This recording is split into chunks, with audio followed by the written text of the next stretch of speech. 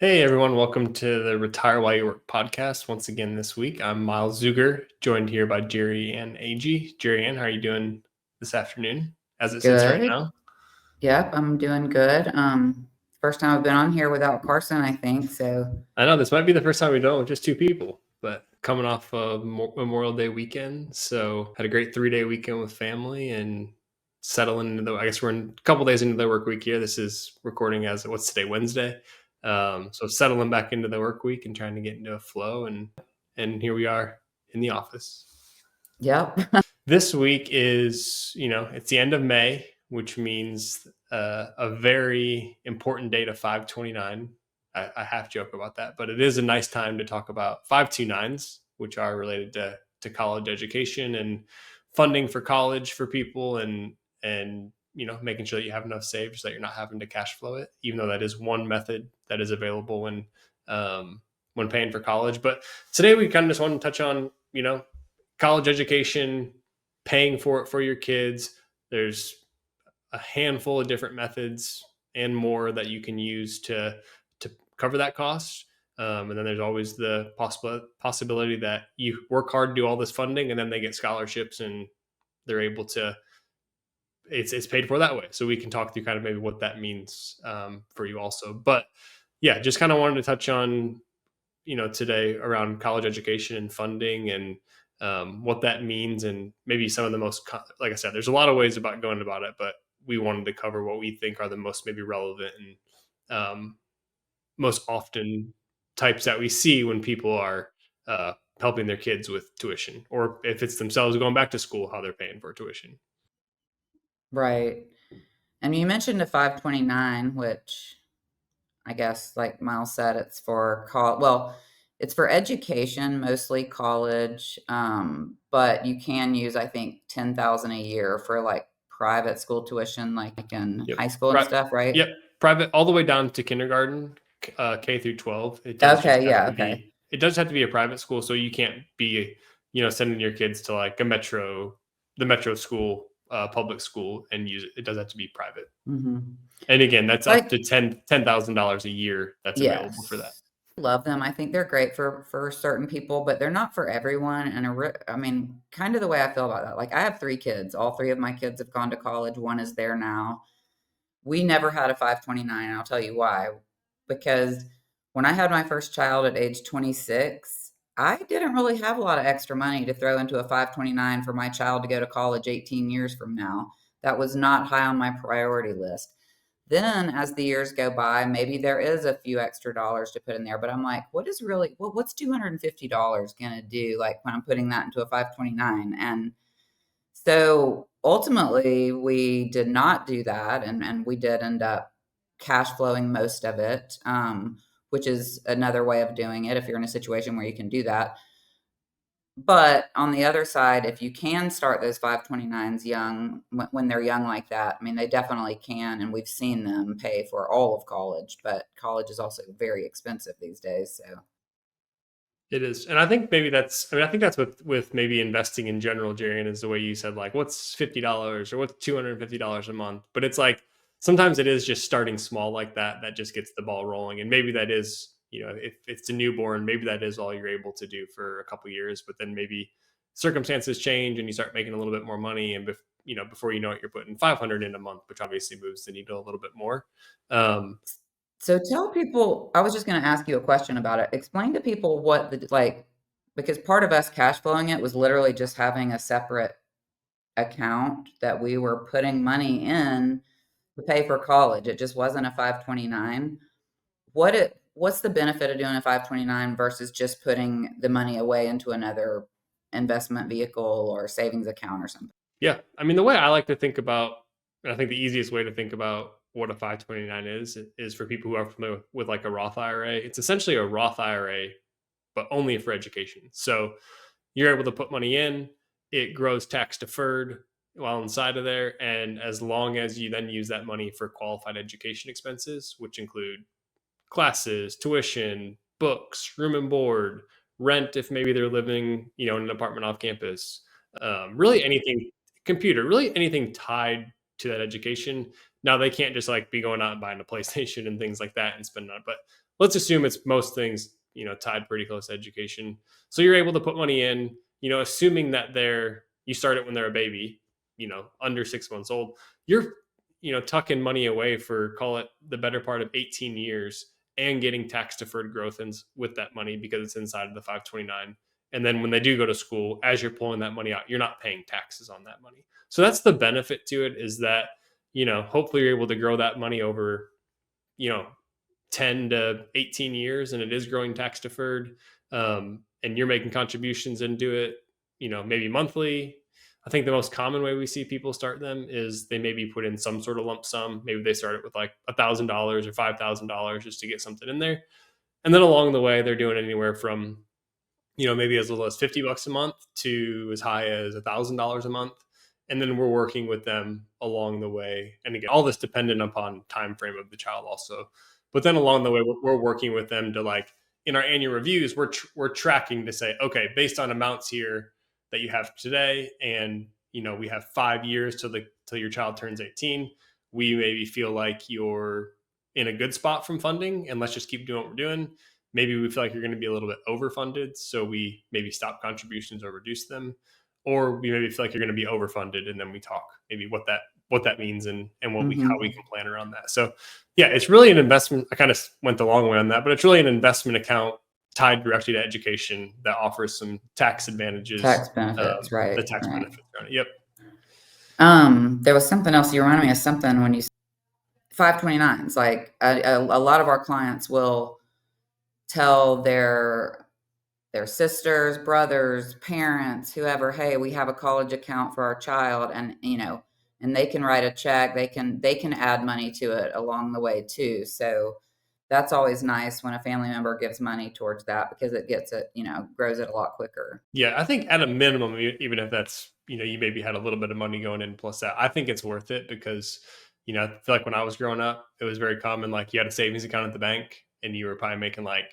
1% on your money there. So at a minimum, I think over a longer period of time, it's definitely better to have it in something like the 529. Hopefully it's growing a little bit more than it is just sitting in money in cash. And to Jeri Ann's point, it offers, you know, the ability for, as people are giving money to the child for birthdays, holidays, whatever it may be, you're able to, put that in the 529 for the benefit of the kid, um, to have it growing a little bit more. Another thing that we have a lot of conversations around 529s is, like you mentioned earlier, is, what if my kid gets a scholarship? And you can talk a little bit about that, but I do know that you can take money out of the 529 dollar for dollar based on what that scholarship is worth. Yeah, over the last couple of years, the rules have changed, definitely for the better on these. I think, and I'll get to that point in a second. I think, prior to a couple of years ago, it was like, if there was money left in the 529, your only real options were to take that money out and pay a little bit of taxes and penalty on it. And that's only on the growth in the account. So, like, easy math, you put in $10,000, it grows to $20,000, and kid doesn't go to school, and you don't have any other kids, or they were the youngest one, they're the last one to go to school. Your options there really are that you can, pass it along to maybe a niece or nephew, some other family there. That is always one option. Or you can always just leave it there for the time being. There's no time point they have to have the money out. Or worst case scenario, you have to take all the money out and then you pay taxes, capital gains taxes, and a 10% penalty just on Yeah, just on the gains, right? taxes on 10,000 of that. But with the rule changes, and kind of like touched on that. So if the original question was about scholarships, if your child gets a scholarship, you're actually able to pull out and just put kind of back in your name, dollar for dollar, what that scholarship amount was. So if they get a full ride and it's $25,000 a year, and you have $100,000 sitting in a 529 account, you can take out $25,000 a year, to reimburse yourself for what you would have had to pay. And so you're not penalized because your kid did an awesome job and got a scholarship. And then where the big rule change came in recently was for leftover money inside of a 529. If the account has been opened for at least 15 years, which if you're starting this when they're, an infant, good likelihood it's been open this long, then you can actually take that money and roll it over into a Roth IRA for their benefit. Now, you can't just move over all of it at once. The way the rule works is you can do, in today's dollars, in 2025, you can do $7,000 per year, roll that over, put that into a Roth IRA for 5 years. Ultimately, with where it stands today, you can get about 35,000 of that out over a 5 year period. So, it's not, maybe not all of it for some people, but I think it puts a pretty good dent and offers a good option for cash that's left inside of a 529 that previously wasn't there.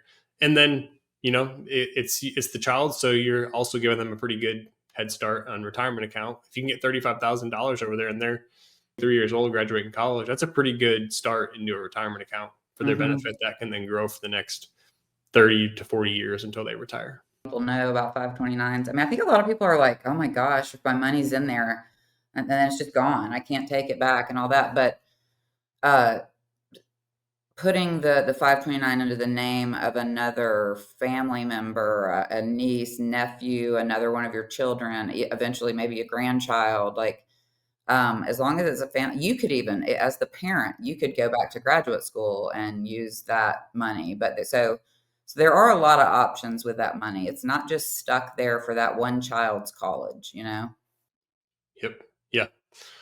So there are definitely options, and I think it's a really good vehicle for saving for retirement. Now, obviously, maybe people, they make a lot of money and they're just like, we're not going to fund 529. We're just going to cash flow things. That's also an option for doing it.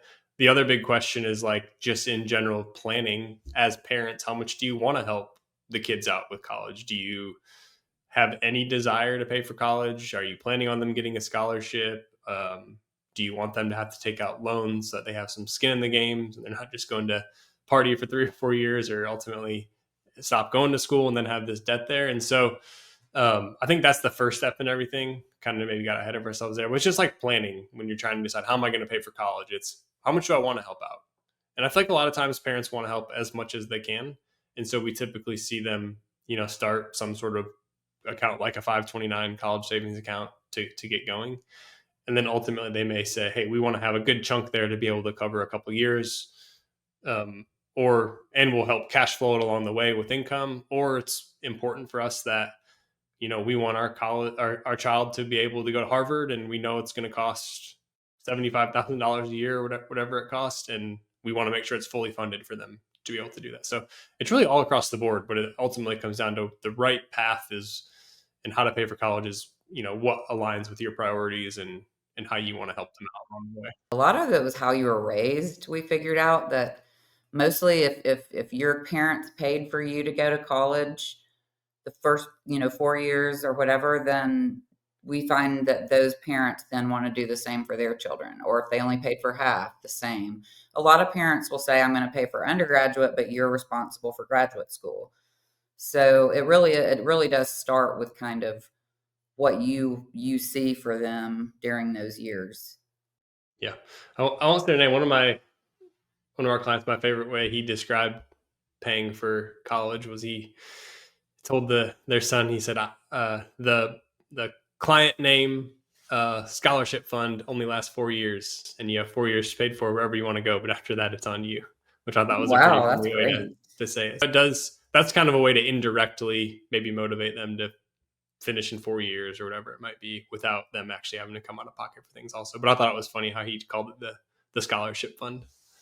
Yeah, I mean, call I think a lot of people though, if it's your first child or whatever and you've not looked into a lot of people are sticker shock for sure on colleges, especially like if you're going out of state just to a state school. I mean, those are like really expensive now. All 3 of my kids went to Alabama. We live in Tennessee. Was not cheap, but we managed to get them through with a little bit of debt. We did do a few school loans just for like a little bit when they were first starting out, which is actually a big help too for even though we're paying it for them, they get kind of the benefit of like their credit score being really great now and stuff like that. No, I mean, those are definitely the benefits. I think, if that is the path that you ultimately want to go down and decide, hey, I like the idea of a 529. I think, part of it's just getting started, not worrying about, hey, I don't have, $5,000 to put in there. I think it's like any investing, I'm sure most people have a 401k at work and maybe they only started off putting 2 or 3% in there, and then they're at that job for 10 years and they're able to see the benefit of their money going in, maybe an employer match, and before they know it, they have, a pretty solid balance inside of that plan. So I think it's all about just getting started, even if you can only do, $50 a month or a couple hundred to start and then $50 a month. I think it's worth it because 18 years from now, when they're ready to go to school, that could, even if it's not a fully funded um, 4-year college, you could have, I don't know, maybe a year or 2 years in there, which certainly goes a long ways in the grand scheme of things. And I feel like the biggest question we've been getting from clients over the last couple of years, in particular, is just like, I don't even know if my kid's going to go to college anymore. Yeah, And it's like it does, and exactly. yeah, I mean, it's a very valid point. It does kind of feel like when I graduated, 10, 11 years ago, or high school, 15 years ago or so, it was like I was going to go to school. It's just like what everybody did, I felt like. And now I do feel like there's other options.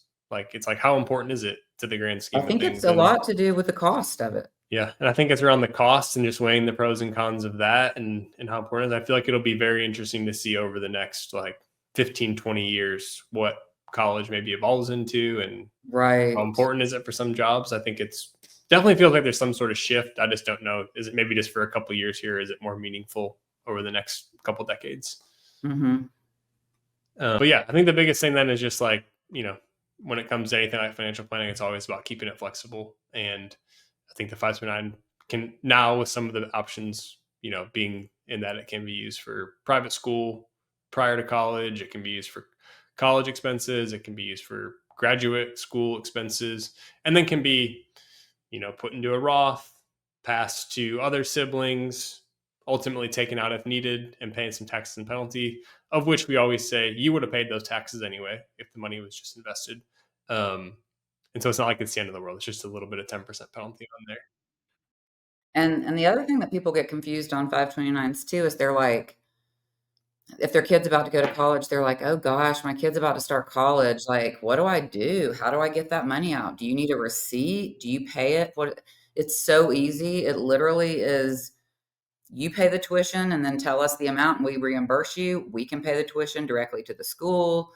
However you want to do it. We don't need anything. We don't need a receipt. We take your word for it. Now, if you were to ever get audited, you would need to have those receipts so that you could prove that it was for college expenses. But as far as getting that money out of the 529 for those expenses, it's super easy. Yep. Yeah. We always say just keep a good record, like a few years of detailed records in case you do get audited. But it's nothing like you have to prove where that money went until, again, Jeri Anne said, if you were to get audited at some point, then you have to show records. But not a whole lot of risks there, I don't think. It's just, do the right thing, use the money for college expenses, and there should be no issues. Trying to think of anything else tied towards 529s, but yeah, I think for most of our clients, we see it be kind of, as we wrap up here, it's a combination of maybe some sort of cash flow. I think it's usually some sort of something from a 529. And then maybe if there's a little bit of a shortage at the end, if they don't want to cash flow, if they're using some of their assets that are maybe set aside in an investment account, which I think is also a good option because, the real benefits are if you're starting these early, you're getting the tax deferral on the growth along the way. Whereas if you're maybe starting funding later for your kids, the tax benefits aren't quite there. So some people just opt to keep the money in their names and maybe earmark that account for the child. Like, this is our college account.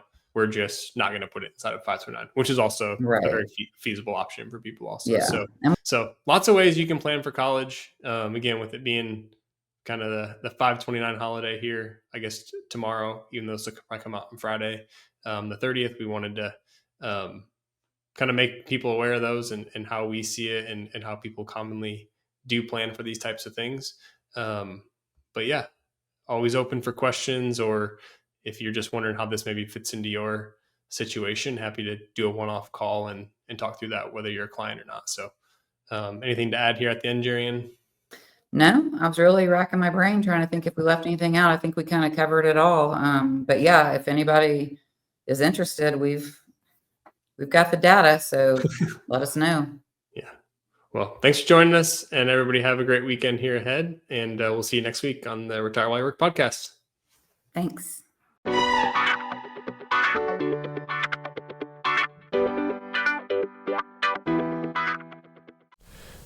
Any opinions are those of myself and not necessarily those of Raymond James. Expressions of opinion are as of this date and are subject to change without notice. The information contained in these podcasts do not purport to be a complete description of the securities market or developments referred to in this material.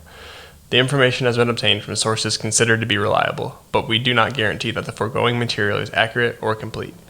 Every investor situation is unique, and you should consider your investment goals, risk tolerance, and time horizon before making any investment. Prior to making an investment decision, please consult with your financial advisor about your individual situation. Any hypothetical examples are for illustration purposes only. Actual investor results will vary. Raymond James does not provide legal or tax services. Please discuss these matters with the appropriate professional.